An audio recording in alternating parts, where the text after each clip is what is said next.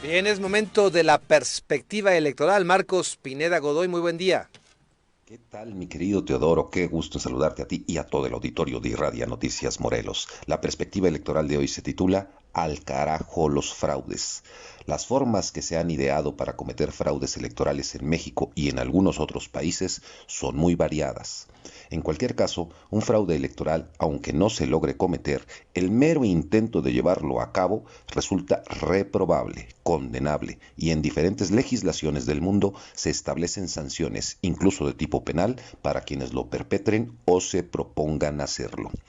Un fraude electoral consiste en impedir, anular o modificar de manera indebida los resultados de un proceso electivo, ya sea a través del incremento de la votación hacia alguno de los candidatos o partidos o la disminución de los votos que hayan obtenido sus rivales.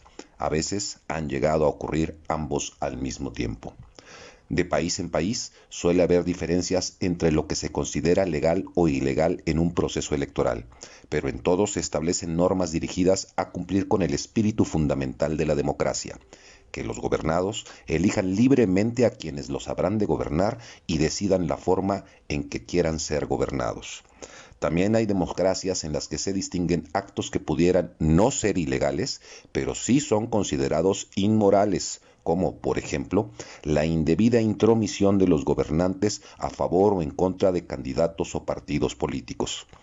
Entre las acusaciones de fraudes electorales que más han llamado la atención en el mundo se encuentran el turismo político en la España de 1976 a 1923, el fraude patriótico en la elección argentina de 1937, la elección de la Asamblea Constituyente de Venezuela en 1952, la caída del sistema en la elección presidencial de México de 1988, la demostración del fraude electoral en las elecciones de la todavía comunista Alemania en 1989 y recientemente en el 2017 con el gobierno de Nicolás Maduro poniendo a operar a todo el aparato del Estado para favorecer a sus candidatos, cometiendo así una intromisión inmoral e ilegal del presidente venezolano en las elecciones.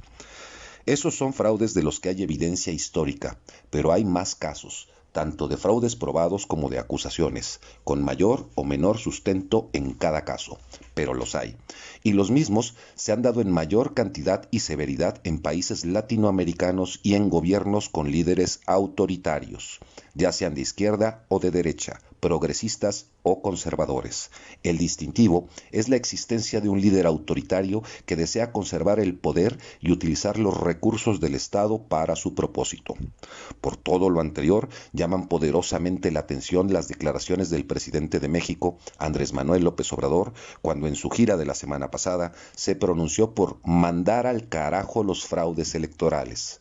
Para AMLO, en México no había democracia hasta que él llegó a presidente, aunque olvida que fue electo democráticamente para gobernar la Ciudad de México de 2000 a 2006, y que los triunfos electorales de su entonces partido, el PRD, fueron respetados y avalados por las autoridades electorales. Es cierto que en muchas, pero muchísimas ocasiones, los gobiernos en turno han tenido una intervención indebida en los procesos electorales, lo que también constituye una forma de fraude electoral. Pues bien, ya que en estos más de 2 años de gobierno ha mostrado ser de manera magistral un excelente demagogo y mentiroso, no vemos manera de que desista en su intención de seguir usando el poder del Estado para influir en el proceso electoral de este año. Los 30 millones de votos con los que ganó le dan el derecho a ocupar la silla presidencial, pero no a utilizar los recursos del gobierno para influir en las elecciones. Y no solamente se trata de los económicos, sino de los mediáticos que le son inherentes a la figura del Ejecutivo.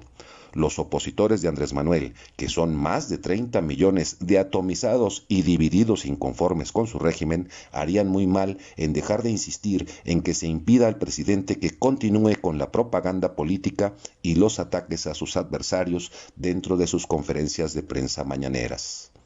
No porque sea el presidente puede estar por encima de las leyes electorales. Al contrario, si de verdad quiere transformar al país para bien, debería ser un ejemplo al acatarlas. Y si comete ilícitos, también tendría que ser debidamente señalado y sancionado, aunque en lo personal no creo que su ego autoritario se preste para ello. Y para iniciados, le enviamos nuestros mejores deseos al presidente de la República para su pronta recuperación. No le deseo mal ni a él ni a nadie. Todo lo contrario, ojalá sane pronto, por su bien y el de la nación. El presidente está enfermo de COVID-19, aunque, según él mismo lo dijo, siguió las recomendaciones de Alcocer y de Gatell. Mejor usemos cubrebocas, gel, lavado de manos, caretas, mantengamos distancia y demás, porque al presidente le fallaron las recomendaciones de Gatell, sus estampas del detente y su fuerza moral. De todas maneras, está enfermo y nuestro país necesita un presidente saludable. Hagamos votos porque se recupere pronto. Que tengan un excelente inicio de semana, mi querido Teodoro, y no se olviden que la información es poder.